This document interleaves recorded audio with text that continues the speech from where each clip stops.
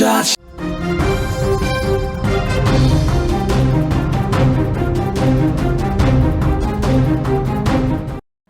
అన్నమయ్య జిల్లాలో విద్యార్థిపై టీచర్ దాడి చేయడం జరిగింది.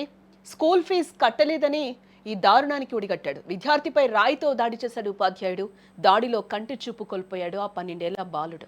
అన్నమయ్య జిల్లాలోని రిషివాటిక గురుకులంలో ఈ ఘటన చోటు చేసుకున్నట్లుగా తెలుస్తోంది. అన్నమయ్య జిల్లా రాయచోటి పరిధిలో జరిగిన హృదయ విదారకర ఘటన రాష్ట్ర వ్యాప్తంగా ఇప్పుడు కలకలం రేపుతోంది.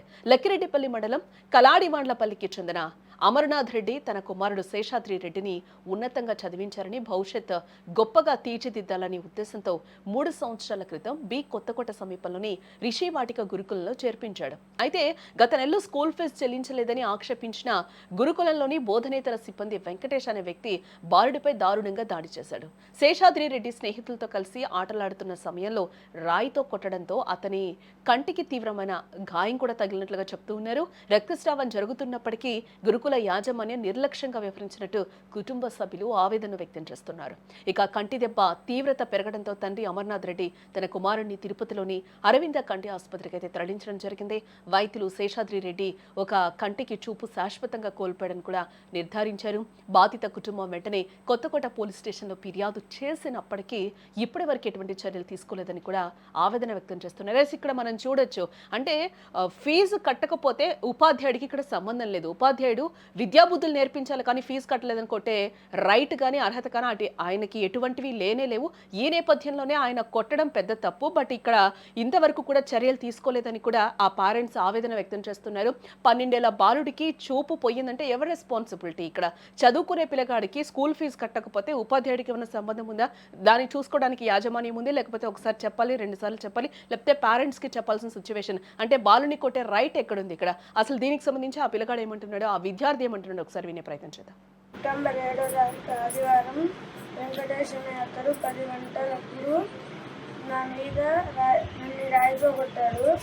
అప్పుడు అది నేరుగా నా కుడి కంటికి తగిలి రక్తస్రావం అయింది. అప్పుడు నేను కళ్ళు తిరిగి కింద పడిపోయాను.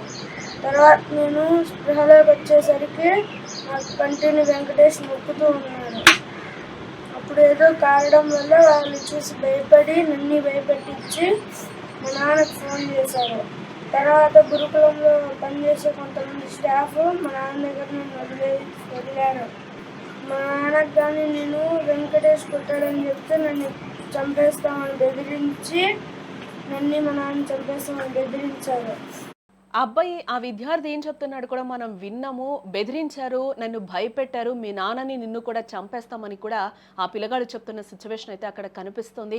ఎందుకు అసలు ఇంత దారుణానికి ఒడిగట్టారనేది కూడా ఇప్పటికి కూడా తెలియని పరిస్థితి కనిపిస్తుంది. బట్ ఈ స్కూల్కి సంబంధించి కూడా ఆ సంస్థకైతే ఇప్పటి వరకు కూడా ఎటువంటి గుర్తింపు లేదు అనేది కూడా తెలుస్తూ ఉంది. ఇదే ఇష్యూకి సంబంధించి ఆ విద్యార్థి తండ్రి కూడా ఏమంటున్నారో ఒకసారి ఆయన మాటల్లో వినే ప్రయత్నం చేద్దాం.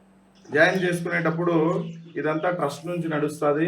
దీనికి సంబంధించి ఫీజులు అలాంటివి ఏమీ మాకు అంత క్లారిటీగా కట్టాలి అనే విషయం ఏం చెప్పలేదు.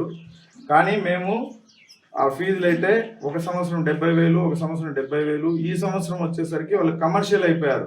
₹1,00,000 కంపల్సరీ కట్టాలి ప్రతి పేరెంట్ అని చెప్పేసి ఒక సర్క్యులర్ మాదిరి మాకు అనౌన్స్ చేశారు విషయం.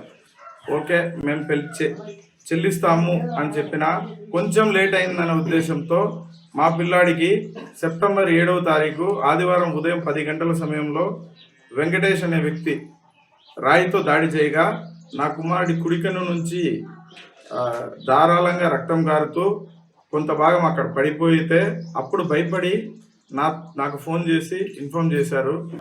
ఇప్పటికి 24 రోజులు కంప్లైంట్ ఇచ్చి అవుతుంది. వాళ్ళ మీద అసలు యాక్షనే లేదు. దాంట్లో ఏంటంటే సెంట్రల్ నుంచి ఒక కమిషను మమ్మల్ని పిలిపించి ఒక